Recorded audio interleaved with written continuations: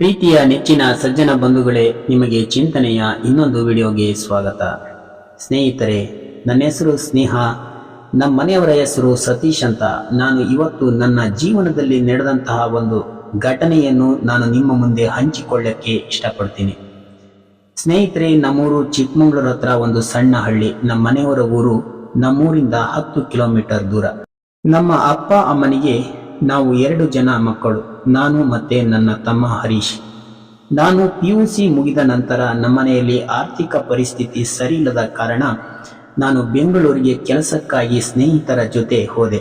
ಅಲ್ಲಿ ನನಗೆ ಪರಿಚಯವಾದವರೇ ಸತೀಶ್. ಮೊದಲು ನಮ್ಮ ಸ್ನೇಹ, ಆ ನಂತರ ಅದು ಪ್ರೀತಿಗೆ ತಿರುಗಿ ನಾವಿಬ್ಬರು 2 ವರ್ಷ ಒಬ್ಬರನ್ನೊಬ್ಬರು ಬಿಟ್ಟಿರದ ಹಾಗೆ ಪ್ರೀತಿಸಿದ್ವಿ. ನಂತರ ಈ ವಿಷಯ ಮನೆಯವರಿಗೂ ಗೊತ್ತಾಗಿ ಮನೆಯವರನ್ನು ಒಪ್ಪಿಸಿ ನಾವಿಬ್ಬರು ಮದುವೆ ಆದ್ವಿ. ಮದುವೆಯಾಗಿ 6 ವರ್ಷ ಆಯಿತು. ನನಗೆ 2 ಜನ ಮಕ್ಕಳು, ಒಂದು ಹೆಣ್ಣು ಮಗು ಮತ್ತು ಒಂದು ಗಂಡು ಮಗು. ನಮ್ಮ ಸಂಸಾರ ತುಂಬಾನೇ ಚೆನ್ನಾಗಿತ್ತು. ನಾನು ನಮ್ಮ ಮನೆಯವರು ಒಂದು ಸಾರಿ ದೀಪಾವಳಿ ಹಬ್ಬಕ್ಕೆಂದು ಊರಿಗೆ ಬಂದಾಗ ನನ್ನ ತಮ್ಮನಿಗೆ ಆಕ್ಸಿಡೆಂಟ್ ಆಗಿತ್ತು. ತಲೆಗೆ ಬಲವಾದ ಪೆಟ್ಟು ಬಿದ್ದ ಕಾರಣ ರಕ್ತ ತುಂಬಾನೇ ಹೋಗಿತ್ತು. ಡಾಕ್ಟರ್ 2 ಬಾಟಲ್ ರಕ್ತ ಕೊಡಬೇಕೆಂದು ಹೇಳಿದರು.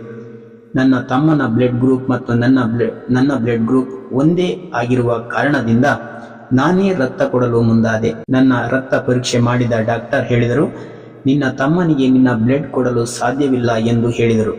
ನಾನು ಕೇಳಿದೆ, ಏಕೆ ಡಾಕ್ಟರ್? ನನ್ನ ಬ್ಲಡ್ ಗ್ರೂಪ್ ನನ್ನ ತಮ್ಮನ ಬ್ಲಡ್ ಗ್ರೂಪ್ ಒಂದೇ ಇದೆಯಲ್ಲ, ಏಕೆ ಕೊಡಲು ಸಾಧ್ಯವಿಲ್ಲ ಎಂದು ಕೇಳಿದೆ.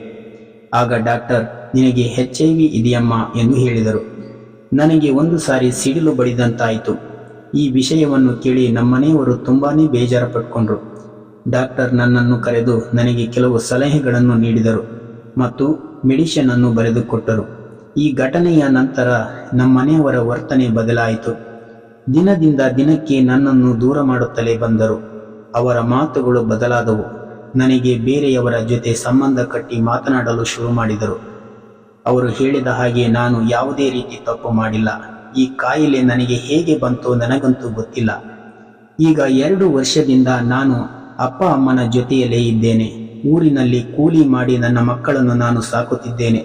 ಇದಾಗಿ 2 ವರ್ಷವಾದರೂ ನನ್ನ ಗಂಡ ನನ್ನನ್ನು ಮಕ್ಕಳನ್ನು ನೋಡಲು ಬರಲೇ ಇಲ್ಲ. ಈಗ 2 ದಿನದ ಹಿಂದೆ ಪೋಸ್ಟ್ ಮ್ಯಾನ್ ನಮ್ಮ ಮನೆಗೆ ಬಂದರು. ನನ್ನ ಕೈಗೆ ಒಂದು ಕಾಗದ ಕೊಟ್ಟರು. ನಾನು ಅದನ್ನು ನೋಡಿದವಳೆ ಒಂದು ಕ್ಷಣ ಮೌನವಾಗಿ ನಿಂತೆ. ಅದು ನನ್ನ ಗಂಡ ನನಗೆ ಕಳಿಸಿದ ಡೈವರ್ಸ್ ಪೇಪರ್ ಆಗಿತ್ತು. ಈಗ ನಾನು ಏನು ಮಾಡಬೇಕೆಂದು ನನಗೆ ಅರ್ಥವಾಗುತ್ತಿಲ್ಲ. ಮಕ್ಕಳನ್ನು ನಾನು ಹೇಗೆ ಸಾಕಿ ದೊಡ್ಡ ಮಾಡುವುದು ಎಂದು ನನಗೆ ಚಿಂತೆಯಾಗಿದೆ. ನನಗೆ ಡೈವರ್ಸ್ ಕೊಡಲು ಮನಸ್ಸಿಲ್ಲ. ಅಯ್ಯೋ ದೇವರೇ, ನಾನು ಮಾಡಿದ ತಪ್ಪಾದರೂ ಏನು? HIV ಬಂದ ಹೆಂಡತಿಯ ಜೊತೆ ಗಂಡನು ಬದುಕಲು ಸಾಧ್ಯವಿಲ್ಲವೇ? ಹೀಗೆ ನನ್ನನ್ನು ಪದೇ ಪದೇ ಡೈವರ್ಸ್ ಕೊಡುವಂತೆ ಪೀಡಿಸುತ್ತಿದ್ದರು. ನಾನು ಒಂದಿನ ದೃಢ ನಿರ್ಧಾರ ಮಾಡಿ ಅವರಿಗೆ ಡೈವರ್ಸಿಗೆ ಸೈನ್ ಮಾಡಿಕೊಟ್ಟೆ. ನನ್ನ ಈ ಕಾಯಿಲೆಯ ಗುಟ್ಟನ್ನು ನನ್ನ ಮಕ್ಕಳಿಂದ ಮುಚ್ಚಿಟ್ಟು ನನ್ನ ಮಕ್ಕಳನ್ನು ಚೆನ್ನಾಗಿ ಓದಿಸಿ ಒಳ್ಳೆಯ ಕೆಲಸಕ್ಕೆ ಸೇರುವಂತೆ ಮಾಡಿದೆ. ನಾನು ಆ ದಿನ ತೆಗೆದುಕೊಂಡ ದೃಢ ನಿರ್ಧಾರದಿಂದ ನನ್ನ ಮಕ್ಕಳು ಈಗ ನನ್ನನ್ನು ಚೆನ್ನಾಗಿ ನೋಡಿಕೊಳ್ಳುತ್ತಿದ್ದಾರೆ. ಯಾವತ್ತೂ ನಮಗೆ ಕಷ್ಟ ಬಂದಿದೆ ಎಂದು ನಾವು ಧೈರ್ಯವನ್ನು ಕಳೆದುಕೊಳ್ಳಬಾರದು, ಬದಲಿಗೆ ಧೈರ್ಯದಿಂದ ಮುನ್ನುಗ್ಗಬೇಕು. ಪ್ರೀತಿಯ ಸ್ನೇಹಿತರೆ, ನಮ್ಮ ಚಾನಲ್ ಅನ್ನು ವೀಕ್ಷಿಸಿದ್ದಕ್ಕೆ ಧನ್ಯವಾದಗಳು. ಪ್ಲೀಸ್ ನಮ್ಮ ಚಾನಲ್ ಅನ್ನು ಸಬ್ಸ್ಕ್ರೈಬ್ ಮಾಡಿಕೊಳ್ಳಿ.